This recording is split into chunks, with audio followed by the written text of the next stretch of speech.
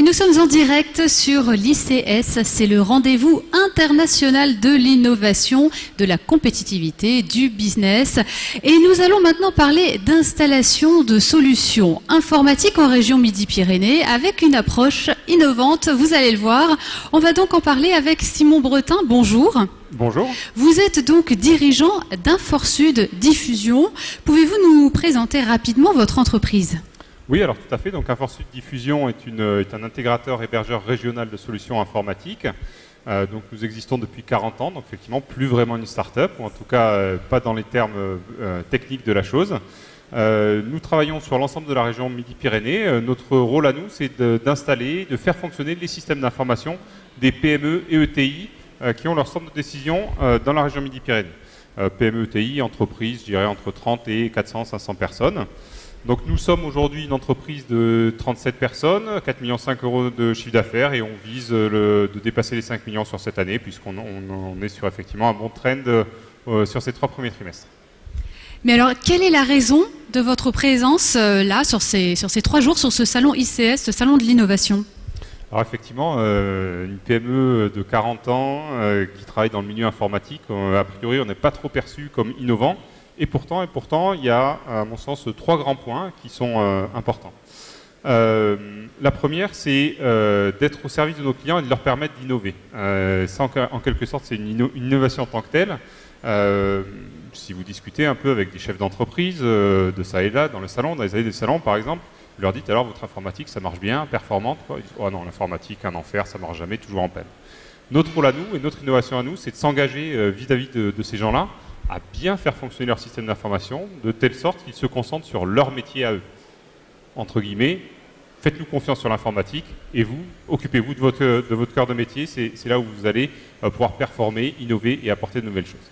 Et cette approche-là est vraiment innovante de par le positionnement. Le deuxième élément qui est important à mon sens, là encore, il n'est pas forcément dans l'innovation technique puisque on s'appuie sur des partenaires qui le font, mais bien dans l'approche d'utilisation des solutions qu'on va mettre en place chez nos clients.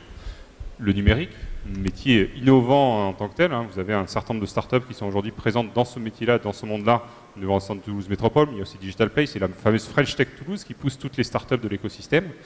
Il faut que ce secteur numérique transfère son innovation chez nos clients. Donc on s'appuie, nous, sur nos partenaires technologiques, qui sont des grands noms, hein, des Cisco, des Microsoft, des Sage, qui, je dirais, arrivent régulièrement avec des nouvelles innovations, de nouvelles approches technologiques. Mais pour les mettre en œuvre, il faut bien les comprendre. Il faut bien comprendre le produit, il faut bien comprendre les fonctionnalités qui sont mises à disposition par ces grands acteurs. Et ça, c'est la deuxième manière d'innover qu'Inforsud Diffusion apporte sur son marché. C'est que plutôt d'aller chercher le meilleur prix, la dernière solution, la dernière technologie à la mode avec les petites lumières qui clignotent, on a fait plutôt des choix prudents, cohérents, les uns avec les autres, et on s'attache à très bien connaître les solutions de nos partenaires. Donc j'ai un certain nombre d'experts techniques qui passent leur journée à bien comprendre les dernières fonctionnalités, comment elles fonctionnent les unes avec les autres, comment les composants s'intègrent entre eux, pour derrière arriver et présenter à nos clients des solutions technologiquement matures qui répondent vraiment à leurs enjeux métiers et non pas juste des assemblages de briques. Cette manière d'aborder notre métier, aujourd'hui, nous apporte une vraie différence. On sait à peu près comment nos concurrents positionnent les différents produits. Et nous, on va toujours chercher la petite brique technologique supplémentaire qui s'intègre un peu mieux que nos concurrents. Et c'est dans cette manière d'innover-là qu'on apporte une différence chez nos clients. Le dernier point, et ça, je dirais, c'est un peu en termes de perspective, je vous l'ai dit tout à l'heure, je considère que sur le marché, sur le terrain des PME notamment, les ETI, c'est un peu moins vrai. On est encore très très loin d'avoir une informatique performante en entreprise. Et pourtant, le numérique était vraiment un facteur d'innovation, tous secteurs confondus. On le voit aujourd'hui hein, avec dans des secteurs comme l'agriculture, comme les drones, comme encore d'autres secteurs innovants. Le numérique est clé pour ces secteurs-là. Il faut donc en première approche, leur système d'information fonctionne bien, puis ensuite faire ce qui s'appelle la transition numérique, c'est-à-dire intégrer le numérique dans ses process de développement propre pour amener des innovations sur son marché. Et ça, c'est l'étape d'après, c'est là où on va essayer d'accompagner nos très bons clients. Et aujourd'hui, les clients qui nous font confiance, avec qui on a su développer une intimité très très particulière, mais aujourd'hui nous disent voilà, moi j'aimerais faire ça, j'aimerais apporter ça sur le marché, est-ce que vous pouvez nous aider? Alors quand on sait le faire, on le fait, on les accompagne, et ça se passe très très bien. On a quelques acteurs, quelques clients, notamment sur le territoire aveyronais, puisque c'est de là dont on est originaire, qui exportent aujourd'hui aux 4 coins du monde et qui ont des technologies numériques très poussées. j'ai la prétention de dire qu'on les a accompagnés dans cette démarche-là. Est-ce que vous pourriez nous présenter quelques-unes de ces innovations? Alors tout à fait, effectivement, j'ai essayé de tracer, je dirais, le panorama et les grands axes de notre approche. Alors concrètement, comment ça se traduit? Alors j'ai envie de dire, moi, la première chose très importante, c'est le terrain. Et la première chose, c'est bête, mais innover, c'est déjà aller rencontrer les clients et discuter avec eux. Et on est, à ma connaissance, en tout cas sur notre secteur, les seuls acteurs à faire des mini-salons sur le territoire, Toulouse, Albi, Rodez. Chaque année, on prend une journée, on réunit nos clients, nos prospects, on vient leur montrer en vrai les technologies, les solutions. Un mini CSO, c'est un peu prétentieux, allez, un mini salon, ou une mini mêlée numérique qu'on vient mener directement chez nos clients sur le territoire, et ça, rien que ça, c'est déjà un peu nouveau. Mais bon, je dirais que c'est un peu du marketing et c'est pas forcément ce qui est le plus attendu. Une vraie approche différenciatrice, aujourd'hui, on le met dans l'accompagnement technique de nos clients. De manière classique, et si on regarde les 10 dernières années, le marché était fait de telle manière qu'on incitait nos clients à tomber en panne, et dès qu'ils tombaient en panne, dès que leur informatique tombait en panne, bien sûr, on sortait un devis, on disait « Monsieur, vous êtes en panne, alors là, vous inquiétez pas, ça va vous coûter cher et nous, on va gagner beaucoup d'argent. » On a réfléchi à ce sujet-là, on s'est dit « Est-ce que ça va tenir très longtemps, ce truc-là ?» Avec le cloud, avec toutes les nouvelles solutions qui existent, on s'est dit « Bon, on va peut-être falloir faire quelque chose. » Et donc, on a innové, on a réfléchi, on a dit « Nous, on est prétentieux, on sait ce qu'on fait, on connaît très bien nos équipements techniques et on va s'engager vis-à-vis du client. On va dire « Nous, on va vous faire payer quelque chose, mais... le moins vous nous appellerez, le mieux on se portera. Par contre, ce coût d'accès, cette espèce d'assurance, voilà, on va s'engager annuellement en fonction de la complexité de votre environnement informatique. On va vous dire, voilà, vous avez un serveur, un firewall, 15 postes de travail, ça va vous coûter 2500 € par an. Dès que vous avez un problème, vous nous appelez. Évidemment, charge à nous dans notre opérationnel, dans notre manière de faire en sorte que vous nous appeliez le moins possible et que dès que vous avez un vrai problème, on réponde rapidement à vos enjeux. C'est une offre qu'on appelle le contrat sûr. Pour support utilisateur réseau, on n'est pas encore très bon en marketing, on va s'arranger, mais c'est un vrai succès auprès des PME, des ETI, qui aujourd'hui nous disent, écoutez, depuis qu'on travaille avec vous, on a de la lisibilité sur nos budgets, on a une informatique qui fonctionne, et ça, vraiment, ça nous sort une épingle du pied, ça nous sort un cahier de la chaussure, et c'est une vraie nouveauté.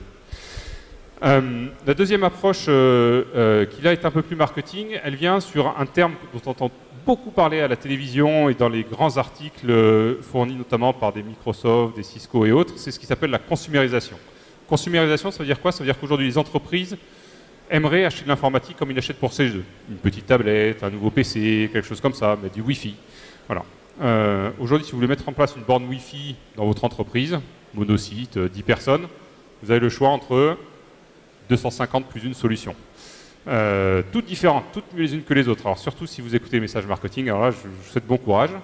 Maintenant on a fait un choix inverse, on a dit très bien, on a vu les 251 solutions, on les a regardées un petit peu, on a éliminé toutes celles qui étaient vraiment trop ésotériques, on a pris toutes les classiques, on a pris celles qui étaient innovantes, on a regardé les prix bien sûr, qu'on a un élément important, et on a dit finalement, nos clients qu'est-ce qu'ils nous demandent? Ils nous demandent ça, ça et ça. On a fait le choix de 2 solutions, une haut de gamme, une entrée de gamme qui répond aux besoins des standards, je dirais moyenne de gamme plus exactement, et une entrée de gamme. C'est 3 solutions et non pas 2. Et c'est ce qu'on propose aujourd'hui à nos clients. Donc on leur dit plus, on n'accepte plus les genres de questions qui disent est-ce que vous savez installer une borne Netgear dans notre entreprise? Non, on ne répond plus à ces questions-là. Nous on dit on sait mettre du Wi-Fi dans votre entreprise. Vous voulez que ça fonctionne? Laissez-nous faire le choix du matériel et croyez-nous, ça marchera bien et on sera à un prix qui sera compétitif. Et cette innovation, donc j'ai pris l'exemple du Wi-Fi parce que je pense que ça parle à tout le monde. On le fait sur les matériels, sur les PC tout simplement, avec des partenariats assez forts avec des constructeurs, mais également sur des aspects beaucoup plus techniques, de la virtualisation par exemple. On s'est longtemps battu, il y a 2 grands acteurs sur le marché, VMware et Microsoft. On a depuis longtemps fait le choix de Microsoft en disant nous, on connaîtra très bien le sujet, on proposera que ça à nos clients parce qu'on sait comment ça marche, on sait le faire fonctionner. Et ce qui compte avant tout chez nos clients, c'est que leur informatique fonctionne. Donc voilà un peu quelques innovations concrètes qu'on a pu mettre en œuvre et qui sont aujourd'hui en déploiement chez la majorité de nos clients sur le territoire. Alors celles-ci, ce sont celles qui existent aujourd'hui. Quelles sont les innovations qui sont actuellement en préparation ou en développement qu'on pourra découvrir peut-être un peu plus tard? Alors effectivement, 40 ans qu'on existe, moi j'ai la chance d'avoir pris mon poste il n'y a que 8 ans, mais j'entends bien que je ne sois pas le dernier sur la liste et que l'entreprise perdure dans les années prochaines. Donc on continue sur cette démarche-là. 2 sujets très importants à l'heure actuelle. Si vous aimez un peu le numérique, voire même si vous ne l'aimez pas, vous avez forcément entendu parler d'un mot un peu bizarre, Moi, je dis nuage. Le nuage, personne ne comprend. Cloud, ça parle à tout le monde. Le cloud, voilà, le fameux cloud. Alors, moi, j'appelle le nuage parce que nous, on aime bien la proximité. En plus, on a Aveyron, il y a plein de jolis nuages là-bas. Donc, c'est un des axes sur lesquels on travaille. Et comme je vous l'ai dit, nous, on est en PME, en proximité. Aujourd'hui, le cloud, c'est 5% du chiffre d'affaires de la majorité des sociétés de services informatiques sur le marché des PME. C'est le cas chez nous à peu près aussi. Mais on y travaille. On est persuadé que d'ici 5 à 10 ans, ça représentera à peu près 50% de notre activité. Donc, il faut qu'on arrive à structurer notre offre, la simplifier, la faire comprendre à nos clients, à nos prospects, à montrer quels avantages ça apporte par rapport à des solutions installées chez les clients. Donc, on y travaille beaucoup. On y travaille nous, on y réfléchit. On a notre propre salle d'hébergement, on a nos propres infrastructures. Donc, c'est un vrai investissement maîtrisé et c'est à mon sens la seule manière de correctement le faire. On y travaille aussi au sein de l'écosystème. Je pense qu'on en parlera un peu plus tard dans l'après-midi, mais avec Digital Place qui a lancé un label, qui est en train de lancer un label cloud justement pour dédramatiser ce mot cloud qui cache beaucoup de choses. Je ne vais pas vous faire l'affront de vous demander ce que cache le cloud pour vous, mais je sais qu'on a souvent des remarques assez étonnantes. Et donc, voilà, comment on va faire en sorte que les PME accèdent au cloud parce que c'est une puissance phénoménale. C'est-à-dire que oui, c'est un risque. Effectivement, il faut oser confier ses données, son infrastructure, son environnement à un prestataire externe. Mais encore une fois, je pense que quand ce prestataire externe est en proximité, on peut aller le voir, on peut lui dire bonjour, on peut aller le voir sur un plateau télé. Ça vient rassurer et ça vient effectivement dédramatiser. Et par contre, fournir une porte d'innovation, un accélérateur énorme en termes de technologie numérique. Donc on a déjà quelques clients un peu avant-gardistes avec qui on travaille sur ce sujet. Mais ça, c'est vrai que c'est une des craintes principales. Ça, c'est la sécurisation des données. Voilà, alors la sécurisation des données, alors c'est dommage, j'ai pas de slide, mais chez nous, on a fait le data center dans un château. Parce qu'on a la chance d'avoir un siège social qui ressemble à un château, et le data center est dans un château, donc il est très bien protégé. On pense à faire des douves, mais avant ça, on a mis des équipements, et donc on a traité ces sujets de sécurité. C'est un aspect effectivement primordial, et qu'il faut bien faire comprendre à nos clients qui effectivement en ont très très peur. Alors j'ai parlé du cloud, hein, donc ça se décline de différentes manières. Un autre axe qui est également un axe important, c'est on parle sous le terme de communication unifiée, mais plus généralement de téléphonie. Téléphonie, messagerie, et qui déboule sur de la communication unifiée. Ça veut dire quoi? Ça veut dire qu'aujourd'hui, envoyer des emails, je pense que tout le monde sait faire, tout le monde fait. Téléphoner, allô, bonjour, tout va bien, oui, je sais, mais intégrer les deux, on ne sait pas trop faire. Je pense que vous êtes tous face à un mail de quelqu'un qui vous pose une question un peu bizarre et vous dites « Ah tiens, il faut que je l'appelle ». Alors je sors mon téléphone, tiens, je le charge dans mon annuaire, je l'ai oublié, où est-ce qu'il est son numéro? Voilà. Et 2 minutes après, vous avez enfin la personne au bout du fil. Aujourd'hui, on peut unifier ces deux solutions et effectivement faire en sorte que d'un clic de souris, le mail soit lié à la personne, soit lié à son téléphone. Et on va pouvoir l'appeler très directement. Il va sonner, on va pouvoir décrocher sur son téléphone à côté de soi. Mais on aura lié ces deux environnements. Et ça, c'est effectivement une des prochaines innovations sur lesquelles on se projette dans les, je dirais, 6 à 12 prochains mois. Parce qu'il y a des vraies économies financières d'un côté. Hein. Je fais simple, aujourd'hui, vous branchez votre téléphone sur une prise, votre informatique sur une deuxième prise. Demain, vous n'aurez plus qu'une prise. Et voilà, avec tous les tuyaux qui vont derrière. Mais surtout, et c'est là où j'insiste vraiment, encore une fois, l'innovation technologique est intéressante, mais c'est une innovation en termes d'usage. Et là, c'est vraiment une nouveauté. Avoir la tranquillité d'esprit de pouvoir joindre quelqu'un, où qu'il soit, à partir du moment où il le souhaite. Ça, c'est un élément important. Donc voilà, cloud, téléphonie, communication unifiée, les deux grands sujets qui vont arriver sur le marché dans les 6 à 12 prochains mois. Le cloud, on y est déjà, mais je pense que ça va prendre un peu plus de temps.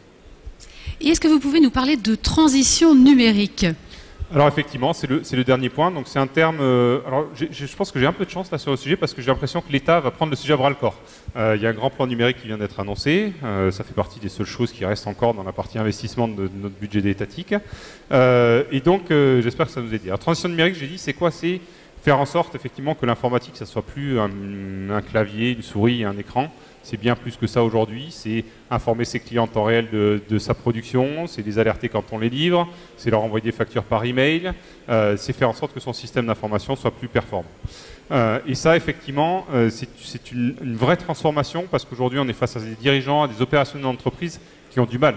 À s'appréhender, qui ne sont pas forcément très bien formés à cet outil numérique, qui est finalement nouveau. Hein. Je rappelle qu'il y a une vingtaine d'années, le Wi-Fi n'existait pas. Aujourd'hui, on n'imagine même pas être sur un salon comme l'ICS sans Wi-Fi. Or, il y a 20 ans, les gens étaient dans les salons sans Wi-Fi. C'était possible. Voilà. Et donc, toute cette sans aller jusqu'à la silver economy, mais tous les gens qui sont aujourd'hui principalement en décision dans les PME, dans les unités du marché, ne sont pas forcément très à l'aise avec ce monde du numérique, et donc il faut les aider dans cette transition, il faut les former, il faut les rassurer, il faut leur montrer. Et c'est ce qu'on essaye de faire, encore une fois, en étant en proximité, en simplifiant, en rentrant dans leur langage et non pas dans le nôtre, qui est souvent très technique et beaucoup trop technique, pour effectivement dédramatiser et se projeter dans un monde où le numérique, quoi qu'on en veuille, tout le monde, aujourd'hui, la plupart des gens ont un smartphone dans leur poche et donc veulent accéder à leurs données, qu'ils soient consumer ou je dirais clients, qu'ils soient entreprises, qu'ils soient dirigeants, qu'ils soient parents, quelle que soit la casquette qu'ils portent à un moment donné dans la journée, ils ont besoin de ce numérique. Et c'est ça qu'on va essayer de faire en proximité de nos clients. Et c'est là où l'aspect régional est important. J'y reviens, on a un attachement régional très très fort. Je l'ai dit, on a 3 sites sur Toulouse, Albi et Rodez. Sur Toulouse, je veux dire, il faut aller tous les soirs sur une soirée qui va vous dire, ou sur un salon qui va vous dire à quoi ça sert le numérique, comment on l'utilise mieux, qu'est-ce qu'on peut en faire concrètement dans notre entreprise. Dès que vous faites une demi-heure, 3 quarts d'heure de route, vous allez à Albi, à Rodez. Je peux vous dire que ce n'est pas tous les soirs qu'on peut avoir accès à cette information-là. Et donc c'est ce message qu'on essaie de faire transiter vers les territoires ruraux pour faire en sorte que le numérique soit une force de main pour l'ensemble de nos entreprises. Et donc c'est ça qu'on appelle la transition numérique et c'est ça qu'on va essayer d'accélérer et de mettre en œuvre sur notre cible de clients et de prospects, bien évidemment. Et alors enfin, pour conclure, pouvez-vous nous dire quelles sont les perspectives d'Inforsud Diffusion ? Alors, les perspectives, nombreuses, je l'espère, comme je l'ai dit, 40 ans qu'on est là, j'espère qu'on sera là encore pendant très longtemps. Je dirais que c'est difficile, vous savez, quand on est une entreprise qui fait beaucoup de choses, je vous le dis, on travaille sur beaucoup de domaines, on travaille sur des solutions de gestion, sur des infrastructures techniques, on fait du cloud, on essaie d'innover dans les process, dans le marketing, donc on fait beaucoup de choses. Donc on n'est pas souvent très lisible pour je dirais, le commun de nos clients. Et donc on a essayé de synthétiser ça et on s'est dit le meilleur mot c'est référent. Référent, ça veut dire que notre objectif à nous, c'est de faire en sorte que toute personne, aujourd'hui, tout décideur, qui se pose une question dans le monde du numérique, sur son système d'information, sur ses évolutions, il pense à nous. C'est-à-dire qu'ils se disent, ah oui, tiens, un jour, sur un plateau, dans un salon, dans une rencontre fortuite à droite et à gauche, j'ai entendu parler de cette entreprise-là et qui dit savoir, penser accompagner les entreprises. Et donc, c'est notre objectif à nous, être le référent informatique sur la région Midi-Pyrénées, pour les entreprises, bien sûr, hein, on a un scope quand même assez limité, je vous l'ai dit, PME, ETI, et de faire en sorte que toute PME de 50 personnes qui aujourd'hui veut changer son système d'information, veut le rendre plus performant, veut amener le numérique dans ses solutions, se disent, tiens, peut-être qu'Inforsud Diffusion a quelque chose à nous amener sur ce sujet-là, allons à notre rencontre, venons les rencontrer sur des salons ou directement chez nous, et c'est ça notre objectif. Merci Simon Bretin d'être venu sur notre plateau pour nous parler justement des actuelles innovations et des prochaines d'Inforsud Diffusion. Merci. Merci à vous.